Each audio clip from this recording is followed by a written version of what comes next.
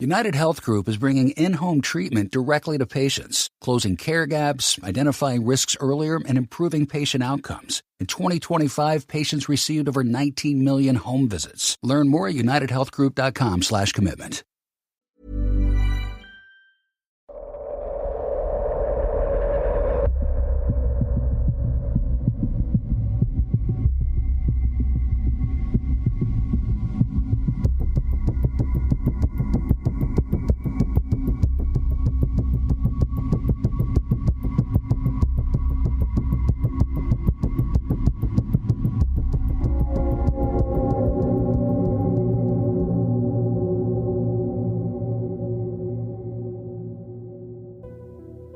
Hello and welcome back to another episode of Scary. If you are new here, my name is Will, and each week I narrate your real life paranormal experiences as well as cover some famous paranormal cases along the way. And if you have your own paranormal experience that you'd like me to narrate on the show, you can send it to scaryaparanormalpodcast@gmail.com and it just might get made into a future episode. As always, before we get into this week's main episode, I need to say a special thank you to our new Patreon subscribers who are Sarah Mack, Richard Davies, Karen Sabragia, Jen Routledge, Caitlin Aford, and Ryan English. I'm pretty sure I butchered some surnames there, I apologise, but thank you so much for signing up to the show's Patreon. And if this is something you're interested in, you can find the link in this episode's show notes, or simply go to patreon.com/scaryaparanormalpodcast, where you can gain access to ad-free main episodes as well as exclusive scary episodes. But now, let's get into our next paranormal case.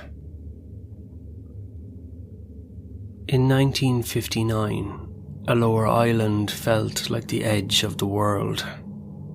It lay out in the far eastern reaches of Indonesia, part of a long chain of islands where dry hills rose sharply from deep water and the sea could turn without warning.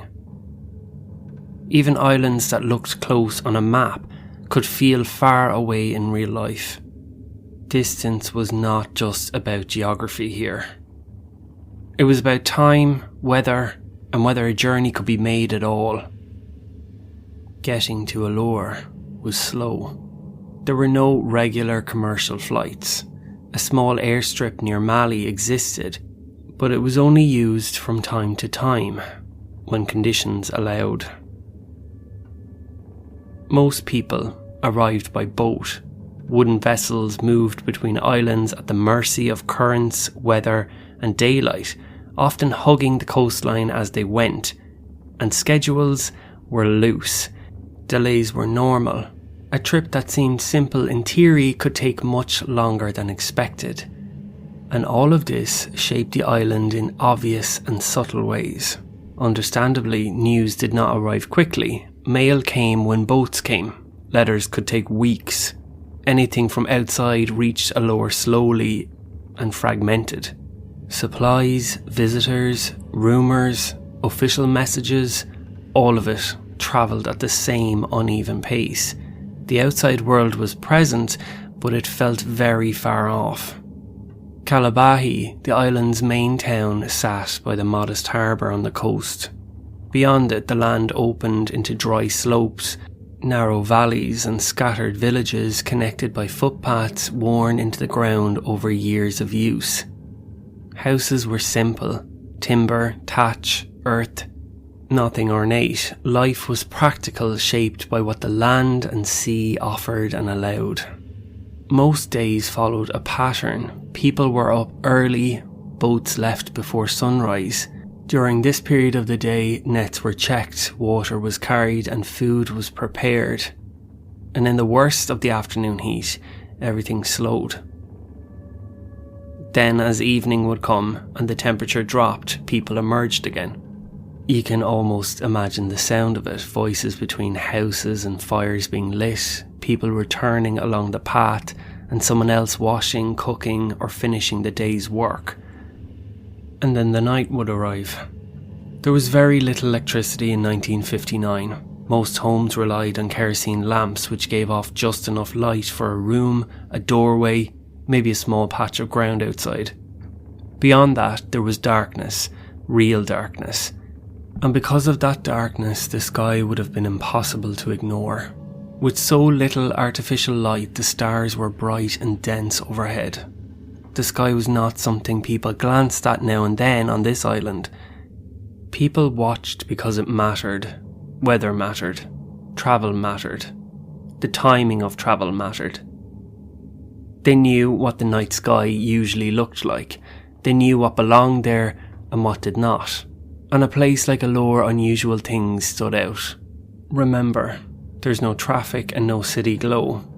A sound could carry. A light would be noticed. A movement at the edge of a village would definitely be noticed. Mission stations were present on parts of the island too, and later references suggest that missionaries kept journals noting weather, travel and local events in a plain, practical way. Whether those records captured the following incidences clearly is another matter, but they help fix the setting. Alor remained remote, yes, but it was not untouched or unknown. By the middle of 1959, life in Alor was still moving to its usual rhythm. If the case has a beginning, it starts on the ground. According to later accounts, the earliest reports from 1959 were not of lights in the sky. They were of figures seen near villages in the late afternoon and early evening.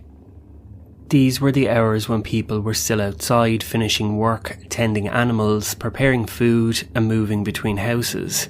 It was a time of day when any unfamiliar presence would be noticed quickly. The reports seem to have spread quietly at first. There is no single dramatic incident that changed everything at once. Instead, similar accounts began surfacing in different places, carried by conversation between neighbouring communities. And I guess you could say what gave the reports weight was the level of detail. Witnesses described seeing figures with skin that was said to be pale or reddish. Some accounts mentioned light colour hair, others dark. The clothing stood out most clearly. These figures were described as wearing close-fitting garments, often dark blue, along with footwear that resembled boots. Alor in 1959 was not a place where unusual clothing would pass unnoticed. People knew what local fishermen wore. They knew what traders looked like. They knew the appearance of visitors arriving by boat from nearby islands, and these figures did not fit any familiar pattern. Their behaviour added to the uncertainty.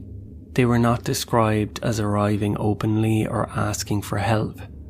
They did not appear to seek conversation. Instead, they were seen at the edges of clearings, near trees, or close to houses, then disappeared before anyone could properly approach them.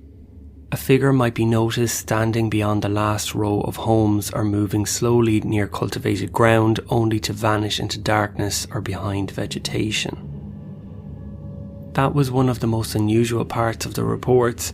If these had been ordinary visitors, there would have been some trace of a normal arrival. A boat, a reason for being there, a request for food, water or directions.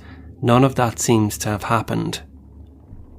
And I suppose each sighting could be dismissed on its own. Poor light can distort distance and someone's appearance. A stranger glimpsed briefly at dusk can become something else in the retelling. But as more of these reports emerged, the similarities became harder to ignore. Different communities were now describing the same kind of figures, commenting on the similarities in height and clothing, the same brief appearances at the margins of settled life. Then came reports from nearby Paranormal Island. Paranormal and Alor were connected by regular movement between communities, so news travelled between them. When similar descriptions began appearing on both islands, the reports no longer felt limited to one village or one misunderstanding. They began to suggest a broader pattern. People looked first for ordinary explanations. Perhaps these were outsiders who had landed quietly by boat. Perhaps they were officials or traders whose arrival had not been properly accounted for. Those were sensible ideas, but the details did not fit neatly. No one seemed to know where the figures had come from. No clear contact was reported, no boat was tied to their presence, and there was no explanation for why they appeared briefly and then withdrew. The next reported encounter was more direct. According to accounts, a man working alone near a stand of palms came face to face with the same creatures that had already been described elsewhere on the islands. The location was said to be inland from the coast, within walking distance of Calabahi. It was late in the day, when the light was beginning to fade, but there was still enough visibility to make out detail. The man had climbed a palm tree to collect sap, routine work that would have given him a clear view of the ground below. At some point, he looked down and saw several figures standing nearby. He was startled. He had not heard anyone approach. In dry ground like that, movement usually carried sound. Yet, by his account, there had been nothing, no warning, no clear sign of arrival. He climbed down carefully, and these figures did not move away. Their appearance was a close match to earlier reports, the same dark blue clothing, and the same footwear which was described like a boot. One of them slightly stepped forward. The man described this movement as slow and controlled, and the figure appeared to show him an object. The item was said to be round, metallic, and about the size of a small clock. It was described as having a glass surface. Through it, the man claimed he could see a stretch of land beyond a hill, terrain that should not have been visible from where he was standing. In some versions of this encounter, the object was compared to the Dutch word used to describe an alarm clock, a term that is still familiar in parts of Indonesia at the time. Whether this comparison came from the witness himself or from later retellings is difficult to pin down, but the image is clear enough. He was being shown something circular, small, and unlike anything that he had ever held in his hand before. The encounter did not last long and no speech was reported. There was no struggle, no obvious aggression, and no attempt at conversation. After a short time, the figures moved off across the ground and disappeared behind vegetation. Again, what stayed with the witness was this lack of sound. News of this encounter spread quickly. It stood apart from the earlier reports because it involved close proximity and a brief but clear form of interaction. Up until that point, most of the sightings had been limited to glimpses at the edges of settlements, figures noticed and then lost from view. The next development involved a child.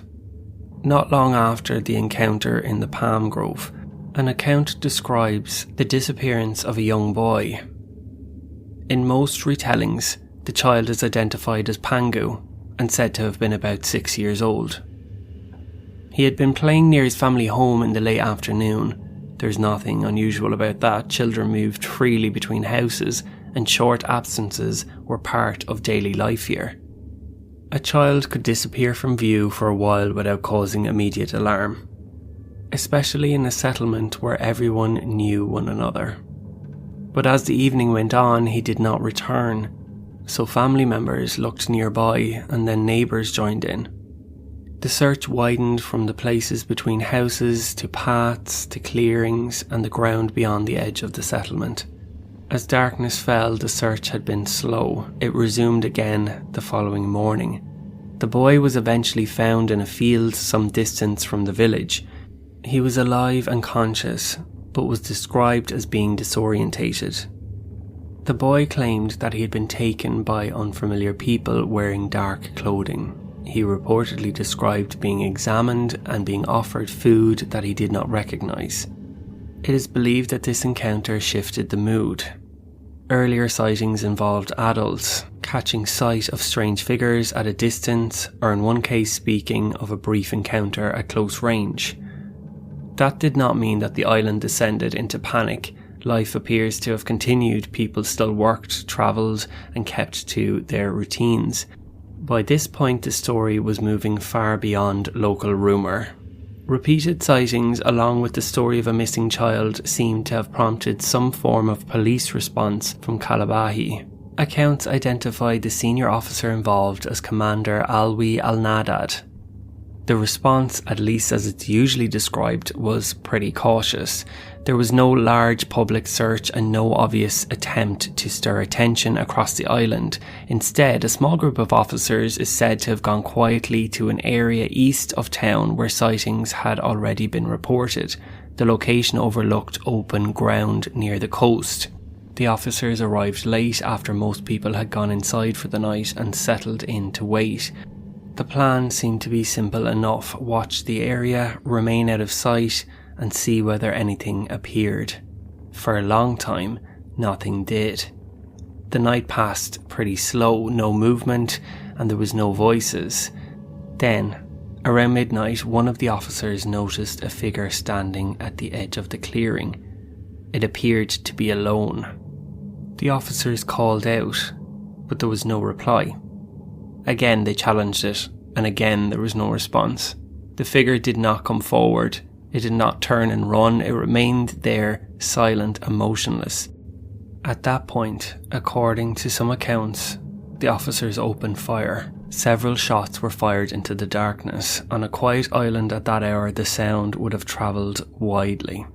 The officers then moved forward to inspect the ground where the figure had been standing. There was no body. No injured person, no clear sign that anyone had fallen.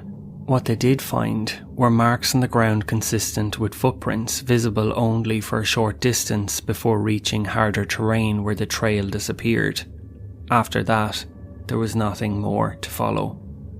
And then the focus shifted. Within minutes of the shooting, attention was drawn out towards the water.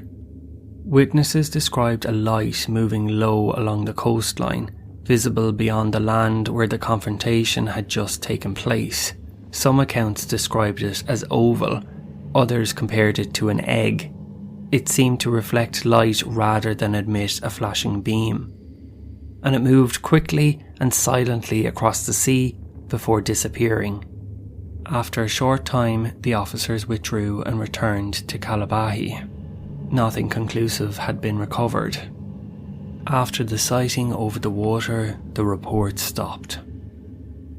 On Alor Island, daily life continued, and conversations shifted back to weather, fishing and travel. People still spoke about what had happened, but less frequently. The lack of new sightings made the story feel complete. Authorities did not issue formal statements, and there was no written investigation that circulated publicly. By the end of 1959, the island had returned fully to routine. Years later, fragments began to surface. Mentions appeared in discussions about unexplained sightings in Indonesia. This narrative traced back to accounts attributed to Indonesian Air Force officer J. Salatan, who spoke with locals and uncovered the story. What happened on that island in 1959 is still a mystery, and what these figures wanted, we may never know. Thank you so much for listening to this week's episode of Scary. Don't forget, if you have your own paranormal experience that you'd like me to narrate, you can send it to scaryaparanormalpodcast@gmail.com. Or if there's a famous case that you would like me to cover on the show, let me know by sending an Instagram message or send me an email. Thank you for listening, and join me next time for another episode of Scary. Here's a shift worth noting. Better healthcare is care that meets patients where they are. United Health Group is bringing it directly to living rooms. This is a win for patients managing chronic conditions. And here's the interesting thing. By closing those care gaps, administering in-home exams, and identifying risks earlier, more diseases can be prevented and patient outcomes can improve. In 2025 alone, United Health Group patients received over 19 million home visits. Learn more at unitedhealthgroup.com/commitment.